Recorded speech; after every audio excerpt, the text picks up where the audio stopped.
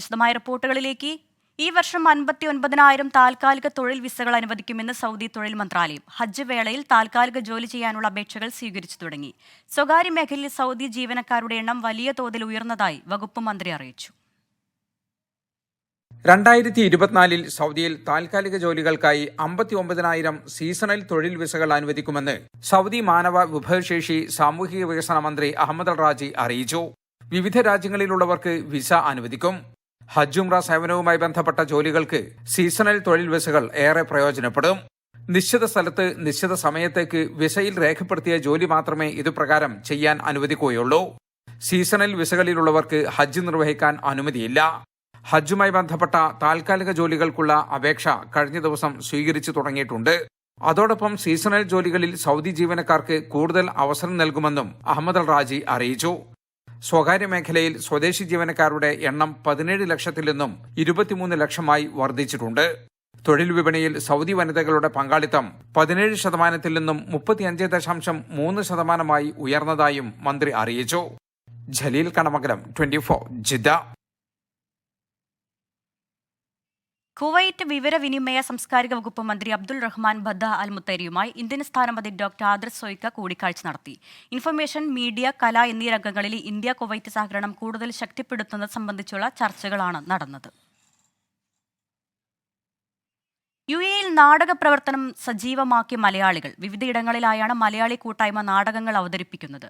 നാടകോത്സവങ്ങളും സംഘടിപ്പിക്കുന്നുണ്ട്. ഓരോരുത്തർക്കും ജോലി കഴിഞ്ഞ് ലഭിക്കുന്ന ഇടവേളകളിലാണ് റിഹേഴ്സലുകളും ക്യാമ്പുകളും നടക്കുക. കലയെ നെഞ്ചേറ്റുന്ന കലാകാരന്മാർക്ക് പിറന്ന നാടിന്റെ ഓർമ്മകളിലേക്കുള്ള യാത്ര കൂടിയാണ് ഈ ഒത്തുചേരലുകളും നാടക അവതരണവും.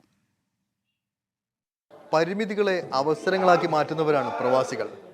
ജോലി തിരക്കുകൾക്കിടയിലും മനസ്സിലെ കലയുടെ തീ കെടാതെ സൂക്ഷിക്കുകയാണ് ഇപ്പോഴും പ്രവാസികൾ. വേണ്ട, ഞാൻ കൊല്ലാനാ വന്നത്. കൊന്നിട്ടേ ഞാൻ പോകും. നിന്റെ അപ്പൻ അവളെ ബലാത്കാരമായിട്ട്, അവളൊരു വിഡ്ഢി.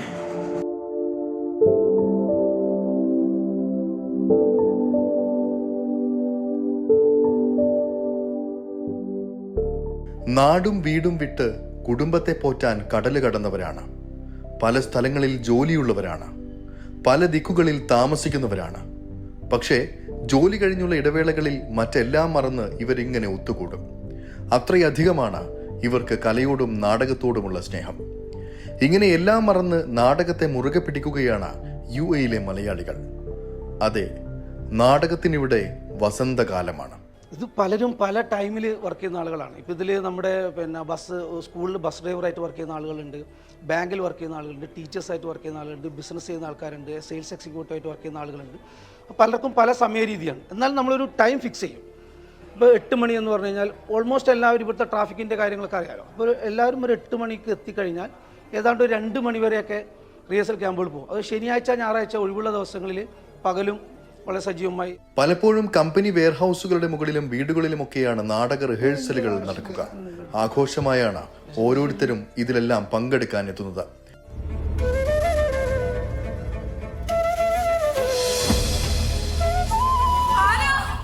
അബുദാബിയിലെയും അജ്മാനിലെയും ദുബായിലെയും എല്ലാം എത്രയോ നാടകോത്സവങ്ങൾക്ക് പുറമെ കേരളത്തിലെ വേദികളിലും ഇന്ന് ഈ കലാകാരന്മാർ സാന്നിധ്യം അറിയിച്ചെത്തുന്നുണ്ട് എന്നതാണ് ശ്രദ്ധേയം. ഈ അടുത്തിടെയായിട്ട് യുഎഇയിൽ നിന്നുള്ള നാടകങ്ങൾ കേരളത്തിലും ശ്രദ്ധ ആകർഷിച്ചു തുടങ്ങിയിട്ടുണ്ട്. അത്രയും അധികം യുഎഇയിലത്തെ നാടകം വളർന്നിരിക്കുന്നു. നാടകത്തിൻ്റെ ഒരു പ്രവർത്തനവും നാടകത്തിൻ്റെ രീതിയും വളർന്നിരിക്കുന്നു എന്നാണ് ഇതിൽ നമുക്ക് മനസ്സിലാക്കാൻ സാധിക്കുന്നത്. ഓർമ്മയുൾപ്പെടെയുള്ള കൂട്ടായ്മകളാണ് ഈ കലാകാരന്മാർക്ക് എല്ലാവിധ പിന്തുണയുമായി രംഗത്തുള്ളത്. പുതിയ തലമുറയിലെ കുട്ടികളും ഇത്തരം കൂട്ടായ്മകളിൽ സജീവമാണ്. എനിക്ക് പണ്ട് സ്റ്റേജായിട്ട് നല്ല ഫിയർ ഉണ്ടായിരുന്നു. അങ്ങനെ പാട്ട് പാടുക അങ്ങനെ നല്ല ഫിയർ ഉണ്ടായിരുന്നു. ഇവിടെ 1-2 സ്റ്റേജൊക്കെ കളിച്ചപ്പോൾ ഇപ്പോൾ ആ ഫിയർ പോയി. അപ്പോൾ നല്ല ഹാപ്പി.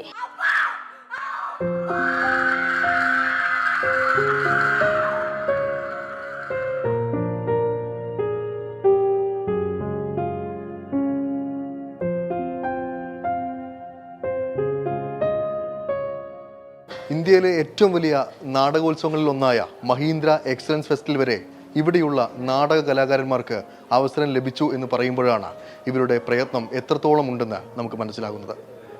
ദുബായിൽ നിന്നും ശരത് ചെറുകുന്നിനൊപ്പം അരുൺ പാറാട്ട്, 24. അബുദാബിയിലെ ലുലു ഹൈപ്പർ മാർക്കറ്റിൽ നിന്ന് 1.5 കോടി രൂപയുമായി ജീവനക്കാരൻ കടന്നുകളഞ്ഞതായി പരാതി. അൽഖാലിദിയ മാളിലെ ക്യാഷ് ഓഫീസ് ഇൻചാർജായ കണ്ണൂർ നാറാത്ത് സ്വദേശി മുഹമ്മദ് നിയാസിനെതിരെയാണ് പരാതി.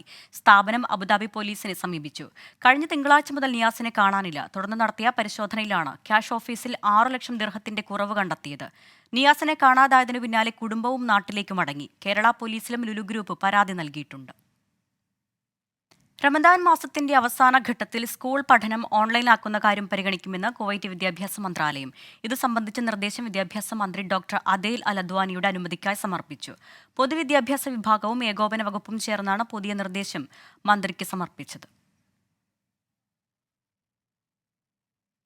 ജിദ്ദയിൽ KMCC ഹലഗ ഏരിയ കമ്മിറ്റി മെഗാ ഇഫ്താർ സംഘടിപ്പിച്ചു. നിരവധി മലയാളികൾ സമൂഹ നോമ്പുതുറയിൽ ഒരുമിച്ചുകൂടി. സെൻട്രൽ കമ്മിറ്റി ചെയർമാൻ ഇസ്മായിൽ മുണ്ടംകുളം ഉദ്ഘാടനം ചെയ്തു. പ്രസിഡന്റ് ലത്തീഫ് അരീക്കൻ അധ്യക്ഷനായി.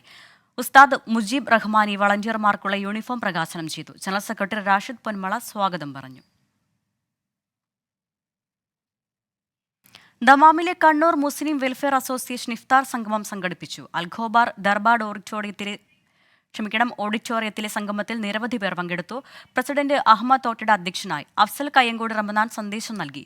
കണ്ണൂരിലെ വിവിധ പ്രദേശങ്ങളിലുള്ള 230-ലധികം കുടുംബങ്ങൾക്ക് ഭക്ഷണ സാധനങ്ങൾ അടങ്ങിയ റമദാൻ കിറ്റ് വിതരണം ചെയ്തതായി ഭാരവാഹികൾ അറിയിച്ചു. ഹമീദ് പാപ്പിനിശ്ശേരി, മുനീർ തോട്ടട, അഷ്റഫ് പുതിയതെരു, മസൂദ് കോട്ടക്കുന്ന്, അമീൻ ചെറുകുന്ന്, യാഷി താന, നസീർ പാപ്പിനിശ്ശേരി, സഫീർ കോട്ടക്കുന്ന്, ആമിർ കണ്ണാടിപ്പറമ്പ്, നൌഷാദ് എന്നിവർ ഇഫ്താർ സംഗമത്തിന് നേതൃത്വം നൽകി.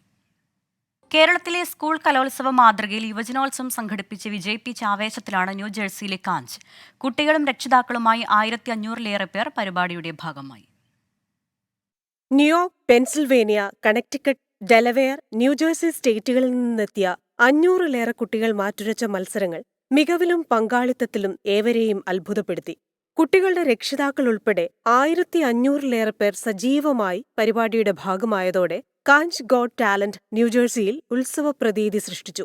നോർത്ത് അമേരിക്കൻ മലയാളികൾക്ക് ഏറെ അഭിമാനിക്കാവുന്ന നേട്ടമാണ് ന്യൂജേഴ്സിയിലെ പ്ലൈൻഫീൽഡിലുള്ള മാക്സൺ മിഡിൽ സ്കൂൾ ഓഡിറ്റോറിയത്തിൽ വെച്ച് നടത്തപ്പെട്ട യൂത്ത് ഫെസ്റ്റിവലെന്ന് പ്രസിഡന്റ് ബൈജു വർഗീസും ജനറൽ സെക്രട്ടറി ടോം നെറ്റിക്കാടനും ട്രഷറർ നിർമ്മൽ മുകുന്ദനും ട്രസ്റ്റി ബോർഡ് ചെയർപേഴ്സൺ ദീപ്തി നായരും യൂത്ത് ഫെസ്റ്റിവലിന്റെ ചുമതലയുള്ള ജോയിന്റ് സെക്രട്ടറി ഖുർഷീദ് ബഷീറും കൾച്ചറൽ സെക്രട്ടറി ദയാശ്യാമും പറഞ്ഞു.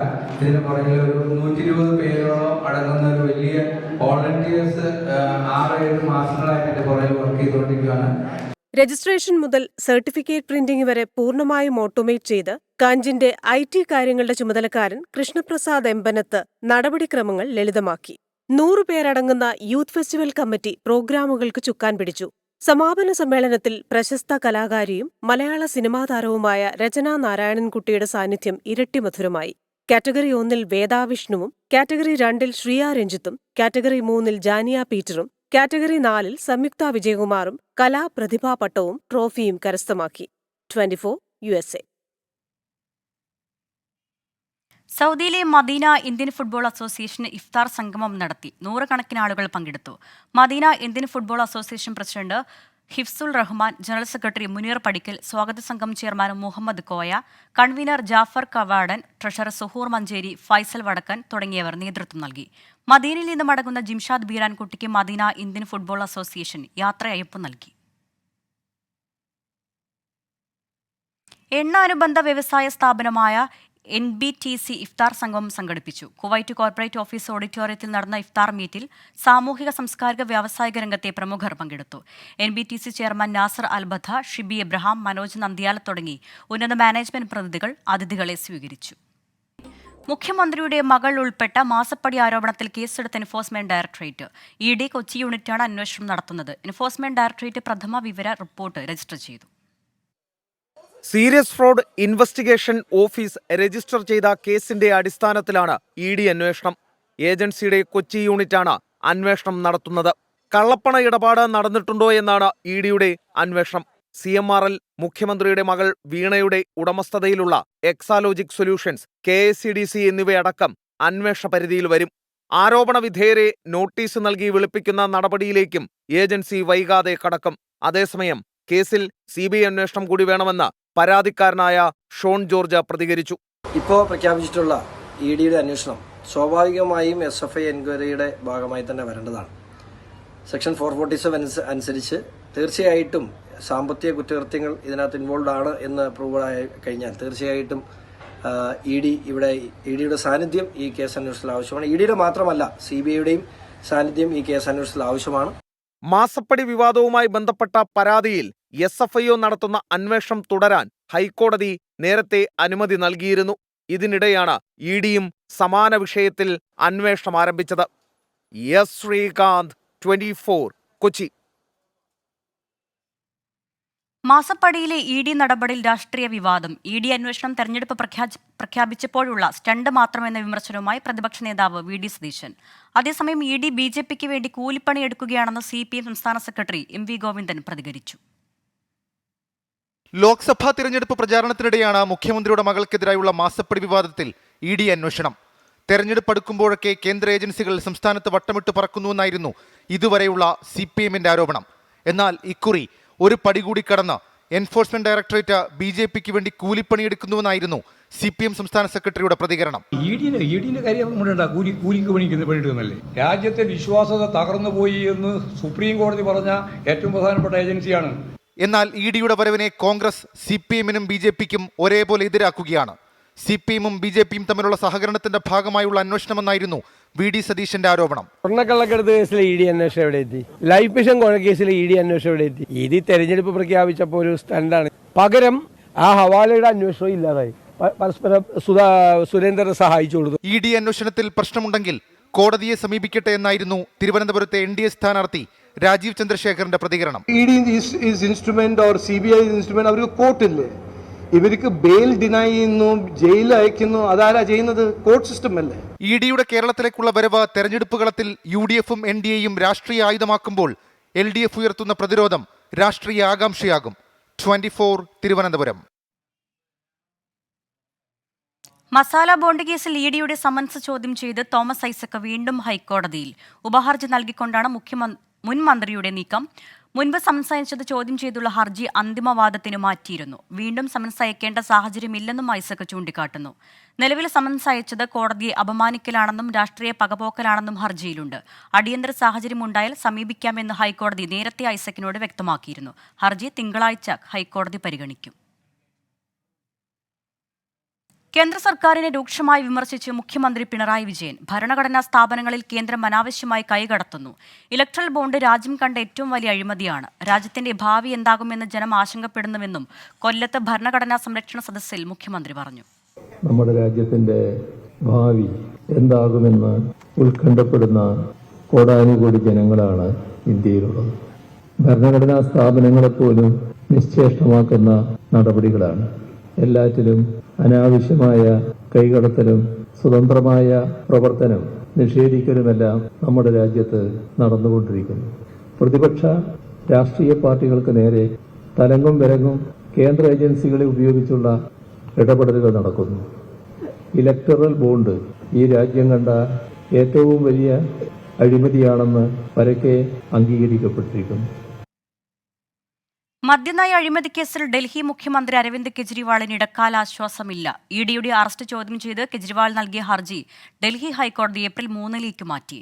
ഏപ്രിൽ 2 ED മറുപടി നൽകണം. കസ്റ്റഡിയിൽ കഴിയുന്ന അരവിന്ദ് കെജ്രിവാൾ ഭരണം നിയന്ത്രിക്കുന്നതിനെതിരെ BJP ഡൽഹി പോലീസിൽ പരാതി നൽകി. അരവിന്ദ് കെജ്രിവാളിന്റെ അറസ്റ്റിൽ അമേരിക്കയുടെ പ്രസ്താവന വിദേശകാര്യ മന്ത്രാലയം തള്ളി. EDയുടെ അറസ്റ്റും കസ്റ്റഡിയും ചോദ്യം ചെയ്താണ് അരവിന്ദ് കെജ്രിവാൾ ഹൈക്കോടതിയെ സമീപിച്ചത്. അറസ്റ്റിന് പിന്നിൽ രാഷ്ട്രീയ ഗൂഢാലോചനയുണ്ടെന്നും കെജ്രിവാളിനെ ഉടൻ കസ്റ്റഡിയിൽ നിന്ന് മോചിപ്പിക്കണമെന്നും അഭിഭാഷകൻ അഭിഷേക് സിംഗ്വി ആവശ്യപ്പെട്ടു. ഇക്കാര്യം കോടതി അംഗീകരിച്ചില്ല. ഹർജിയിൽ മറുപടി നൽകാൻ EDക്ക് ഏപ്രിൽ 2 വരെ കോടതി സമയം അനുവദിച്ചു. ഏപ്രിൽ 3 കേസ് വീണ്ടും പരിഗണിക്കും. കസ്റ്റഡിയിലിരിക്കെ കെജ്രിവാൾ അയച്ച സന്ദേശം ഭാര്യ സുനിത കെജ്രിവാൾ മാധ്യമങ്ങൾക്ക് മുന്നിൽ വായിച്ചു. പലതവണ റെയ്ഡ് നടത്തിയിട്ടും ഒന്നും കണ്ടെത്താനായില്ലെന്നും കോടതിയിൽ സത്യം വെളിപ്പെടുത്തുമെന്നുമാണ് കത്തിലുള്ളത്. ED ने पिछले 2 साल में 250 से ज्यादा रेड मार लिए. वो इस सो कॉल्ड शराब घोटाले का पैसा ढूंढ रहे हैं. अभी तक किसी भी रेड में एक पैसा नहीं मिला. കെജ്രിവാളിനെതിരായ നടപടികൾ നിഷ്പക്ഷമായിരിക്കണമെന്ന US പ്രതികരണം അനാവശ്യമാണെന്ന് വിദേശകാര്യ മന്ത്രാലയം പ്രതികരിച്ചു. US acting chief of mission Gloria ബാർബനെ വിളിച്ചുവരുത്തിയാണ് പ്രതിഷേധം അറിയിച്ചത്. ആഭ്യന്തര വിഷയങ്ങളിൽ ഇടപെടുന്നത് അംഗീകരിക്കാനാവില്ലെന്നും വിദേശകാര്യ മന്ത്രാലയം വ്യക്തമാക്കി. കസ്റ്റഡിയിൽ ഇരുന്നു കൊണ്ടുള്ള കെജ്രിവാളിന്റെ ഭരണനിർവഹണത്തിനെതിരെ BJP സംസ്ഥാന അധ്യക്ഷൻ വീരേന്ദ്ര സച്ദേവ ഡൽഹി പോലീസ് കമ്മീഷണർ സഞ്ജയ് അറോറയ്ക്ക് പരാതി നൽകി. ഇന്ന് പ്രത്യേക സമ്മേളനത്തിനായി ഡൽഹി നിയമസഭ ചേർന്നതിന് പിന്നാലെ ആം ആദ്മി MLA-മാർ അറസ്റ്റിനെതിരെ പ്രതിഷേധിച്ചു. ഗോവയുടെ ചുമതലയുള്ള ആം ആദ്മി പാർട്ടി നേതാവ് ദീപക് സിംഗ്ലയുടെ ഡൽഹിയിലെ വസതിയിലടക്കം ED ഇന്നും പരിശോധന നടത്തി. 24 ഡൽഹി. തെരഞ്ഞെടുപ്പ് വാർത്തകൾ. ICL FinCorp 24 ഇലക്ഷൻ സമർപ്പിക്കുന്നത് ICL FinCorp, the intelligent choice. Powered by Asset, responsibly yours. In association with Durashine Roof and Wall Sheets, ഒരു ടാറ്റ ബ്ലൂസ്കോപ്പ് സ്റ്റീൽ ഉൽപ്പന്നം.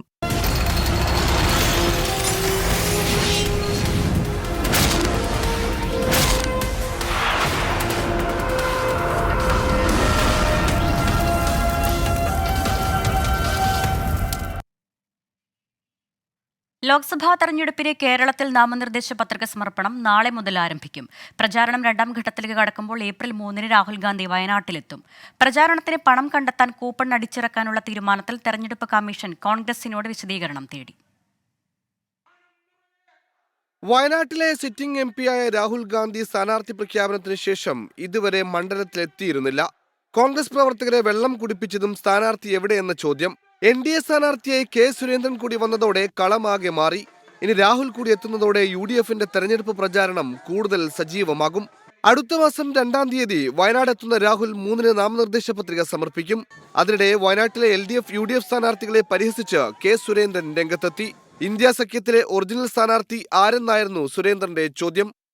അവർ തന്നെ പറഞ്ഞിരിക്കുകയാണ് രാഹുൽജിയോട് മാറണം എന്നുള്ളത്. എന്ന് വെച്ചാൽ പരസ്പരം മത്സരിക്കുന്നതിൽ ഒരു പ്രസക്തിയില്ലെന്ന് അവർ തന്നെ സമ്മതിച്ചിരിക്കുകയാണ്. ഞങ്ങൾ ശരിയായ ഫൈറ്റ് IND മുന്നണിക്കെതിരായിട്ടാണ്. IND മുന്നണിയുടെ ഒറിജിനൽ കാൻഡിഡേറ്റ് രാഹുൽജി ആണെങ്കിൽ ഉറപ്പായിട്ടും മത്സരം രാഹുൽജിയും ഞാനും തന്നെയാണ്. അതേസമയം കോൺഗ്രസിന് തലവേദനയായി നേതാക്കളുടെ കൊഴിഞ്ഞുപോക്ക് തുടരുകയാണ്. തൃശൂരിൽ മുൻ ദേവസ്വം ബോർഡ് പ്രസിഡന്റ് ഉൾപ്പെടെ 4 പേർ BJP-യിൽ ചേർന്നു. പാലക്കാട് DCC മുൻ ജനറൽ സെക്രട്ടറി ഷൊർണൂർ വിജയൻ CPIM-ൽ ചേർന്നു. ജില്ലാ നേതൃത്വം പറഞ്ഞ പൊതുവെ വിയോജിപ്പെന്ന് പറഞ്ഞാൽ ജില്ലാ നേതൃത്വം ഞാൻ പഠിച്ചപ്പോൾ ആർക്കും ആരുടെ ഒരു ആത്മാർത്ഥതയില്ലാത്ത ഒരു സമീപനമെന്ന് എപ്പോഴും എനിക്ക് വിലയിരുത്താൻ കഴിഞ്ഞിട്ടുണ്ട്. അംഗീകരിക്കേണ്ട ആളുകൾ അംഗീകരിക്കാതിരിക്കുക, ചില ആശ്രിത വത്സലരെ ഓരോ നേതാവിനും ഓരോ ഗ്രൂപ്പായിട്ട് എനിക്ക് ഫീൽ ചെയ്തു. ഓരോ നേതാവിനും ഓരോ ഗ്രൂപ്പാണ്. സാമ്പത്തിക പ്രതിസന്ധി രൂക്ഷമായതിനെ തുടർന്നാണ് കൂപ്പൺ അടിച്ച് പണപ്പിരിവ് കോൺഗ്രസ് തീരുമാനിച്ചത്. എന്നാൽ ഇത് മാതൃകാ പെരുമാറ്റച്ചട്ടത്തിന്റെ ലംഘനമാണെന്ന് ആരോപിച്ചാണ് കോൺഗ്രസിനോട് തെരഞ്ഞെടുപ്പ് കമ്മീഷൻ വിശദീകരണം തേടിയത്. 24 തിരുവനന്തപുരം. ഫോക്കസ് പൂർണ്ണമാകുന്നു. നമസ്കാരം.